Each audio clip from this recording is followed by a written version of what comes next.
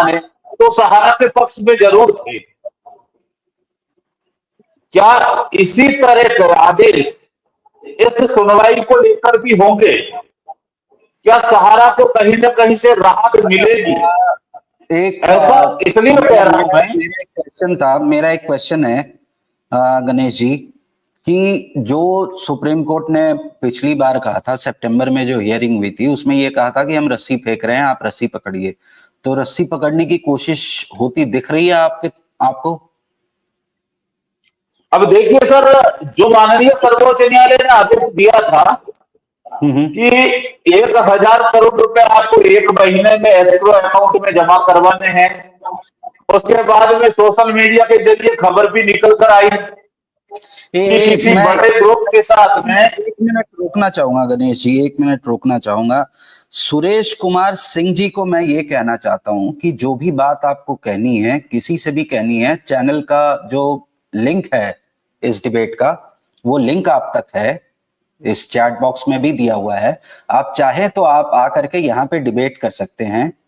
ऐसे किसी के ऊपर आप आक्षेप नहीं करें, वो आपके सेहत के लिए बेहतर होगा। धन्यवाद। Please continue sir. Vijay sir, ये सुरेश कुमार सिंह जो है, ये अपने कमेंट के माध्यम से शायद मैं समझता हूं सर, उसके बारे में बात नहीं करते हैं। आप जो बोल रहे थे वो कंटिन्यू कीजिए। नहीं, मैं इसको पॉजिटिव लेके कह रहा हूं कि शायद उनकी कनेक्टिविटी मुख्यालय तक है, कहीं ना कहीं मैनेजमेंट तक है। तो अगर मान लो कोई जानकारी उनके पास है जो दूसरों को कंडम करते हैं बार बार, तो कम से कम सामने मंच पर आकर जानकारी दे दे, अच्छा रहेगा। विजय सर, मैं अपनी बात को आगे बढ़ाते हुए कह रहा हूं कि जो माननीय सर्वोच्च न्यायालय ने जो आदेश दिया था 1,000 करोड़ रुपए का एस्क्रो अकाउंट में जमा करवाने के लिए एक महीने में, और बकाया जो लगभग 9 माह में जमा करवाने के लिए कहा था, हालांकि ऐसी कोई ऑथेंटिक खबर न प्रिंट मीडिया के जरिए न इलेक्ट्रॉनिक मीडिया के जरिए, हालांकि सोशल मीडिया के जरिए जरूर निकल कर आई थी।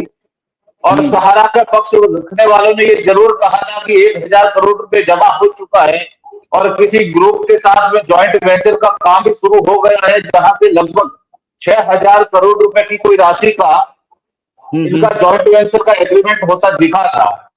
लेकिन अब सच्चाई उसमें कितनी है, ये आने वाली 5 दिसंबर को ही पता चलेगा सर, कि अगर सहारा ने माननीय सर्वोच्च न्यायालय द्वारा फेंकी गई रस्सी को पकड़ा है और बाहर आने की कोशिश कर रहे हैं, तो कहीं ना कहीं मैं मानता हूं कि हिंदुस्तान भर के उन निवेशकों के लिए एक उम्मीद और एक आशा की किरण जरूर जगेगी कि माननीय सर्वोच्च न्यायालय का आदेश परिपूर्ण करते हुए कहीं ना कहीं भुगतान के रास्ते भी जरूर खोलेंगे।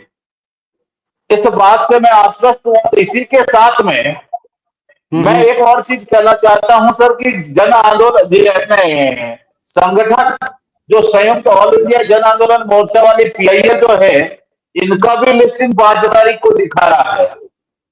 तो ये संगठन भी पीआईएल के माध्यम से माननीय सर्वोच्च न्यायालय में गए हैं। तो हिंदुस्तान के उन निवेशकों का दर्द, उसकी पीड़ा और उनकी मांग, इन सब को संजोकर एक पीआईएल के माध्यम से अगर माननीय सर्वोच्च न्यायालय की पटल पर पहुंचे हैं, और माननीय सर्वोच्च न्यायालय में वो भी डेट 5 तारीख को ही दिख रही है। और दूसरी एक संभावनाएं व्यक्त कर रहा हूं, ऐसी जानकारी मेरे पास आई थी, शायद कल कुशवाहा साहब ने बताया था कि उनकी रीट की भी 5 तारीख ही दिखा रहा है, यानी 5 दिसंबर माननीय सर्वोच्च न्यायालय पूर्ण रूप से सहारा को समर्पण कर रहा है।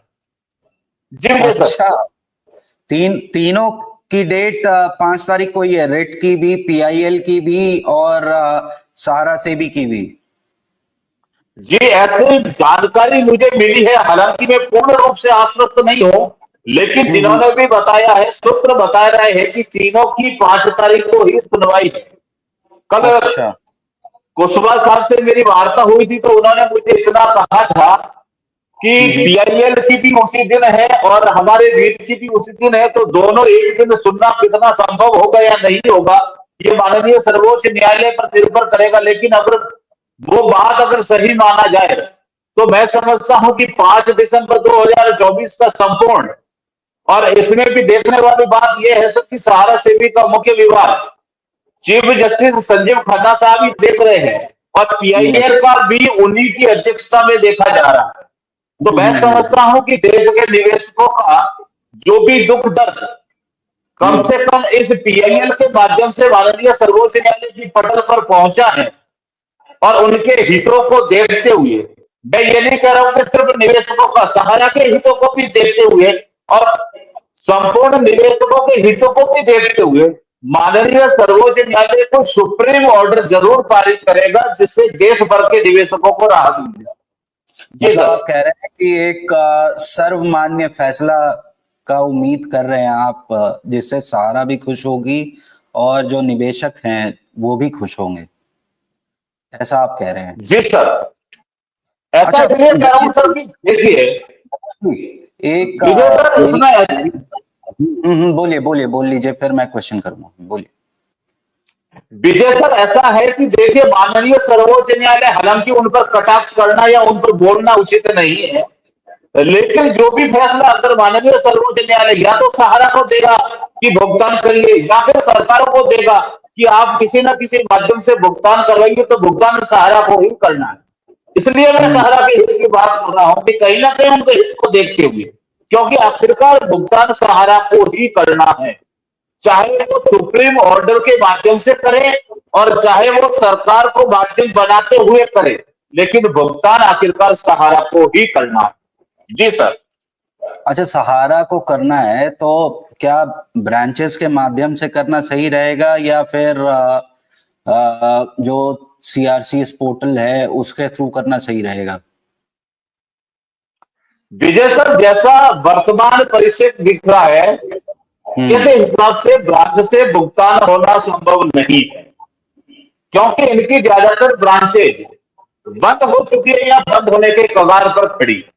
इनके अगर मुख्यालय खुले हैं तो सिर्फ जोनल मुख्यालय खुले हैं, रीजन का मुख्यालय खुला है।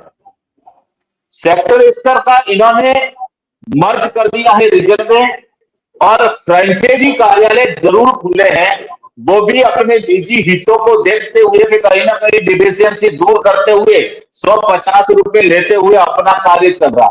लेकिन जहां तक ब्रांचों की बात है, तो विगत 3 या 4 वर्षों से उनके रेंट बाकी है, उनके बिजली बिल बकाया है और कार्यालय के कार्यकर्ताओं की सैलरी बाकी है, जिससे यह संभव नहीं लगता कि ब्रांचेज के माध्यम से भुगतान हो पाएगा। क्योंकि अगर ब्रांचेज के माध्यम से भुगतान करना भी शुरू हो जाए और एक साथ में इतनी लिक्विडिटी सहारा के पास, मुझे नहीं लगता कि आज के दिन में होगी कि एक साथ में इतना भुगतान हो सके। तो भुगतान का माध्यम तो वो ही होगा, चाहे वो नियामक के तौर पे सीआरपीएफ करे या फिर अन्य कोई माध्यम। हाँ, यह हो सकता है कि के जोन के माध्यम से या रीजन के माध्यम से जाए, जिससे जो डिफिशियंसी आ रही है, जो कमियां आ रही है, उसको दुरुस्त करते हुए डिमांड करे। पहले यह होता था कि डिमांड कर दिया, उसके बाद में कमी आ गई, डिफिशियंसी आ गई, अब लोग भटक रहे। लेकिन ऐसी दशा में अगर इनको बीच में माध्यम बनाया जाए, तो यहां से दुरुस्तीकरण करते हुए लॉगिन को अपने सीआरपीएफ के पोर्टल पर लॉगिन करे, ताकि डिफिशियंसी ना आके सीधा उनके खातों में भुगतान आ जाए। अच्छा, गौतम दीवान कह रहे हैं सहारा को ही भुगतान करना है, आंदोलनकारी संगठनों और निवेशकों को विश्वास में लेकर ही भुगतान करना है। ये बिल्कुल सही बात कह रहे हैं कि अगर भुगतान करना ही है तो जो निवेशक हैं और जो संगठन है, जो उनका राइट्स पहले रख रहे हैं, जो उनके राइट्स के लिए फाइट कर रहे हैं, उनको विश्वास में लेकर के सहारा को करना चाहिए। मेरा ये क्वेश्चन है, आप जब ब्रांच के माध्यम से आप कह रहे हैं कि नहीं हो सकता है पेमेंट, तो मुझे ये थोड़ा डाउट हो रहा है कि जो सैलरीज बकाया हैं उनके जो स्टाफ हैं, वो सैलरीज वो देना नहीं चाहते।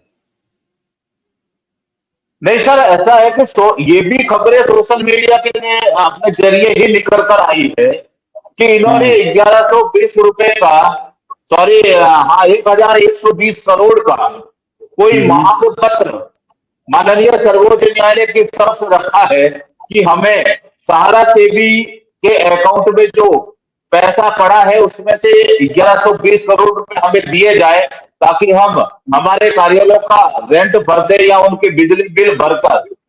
हालांकि ये स्पष्टीकरण कहीं नहीं है कि भुगतान के लिए खोलना है या फिर डिफिशियंसी को दूर करने के लिए खोलना है। ऐसा कहीं से भी कोई स्पष्टीकरण नहीं है। हो सकता है कि माननीय सर्वोच्च न्यायालय की 5 तारीख की सुनवाई के बाद अगर कोई सुप्रीम ऑर्डर आता है और उसके बाद में सहारा मैनेजमेंट आगे आकर कुछ सफाई दे या अपनी योजनाएं बताए निवेशक को,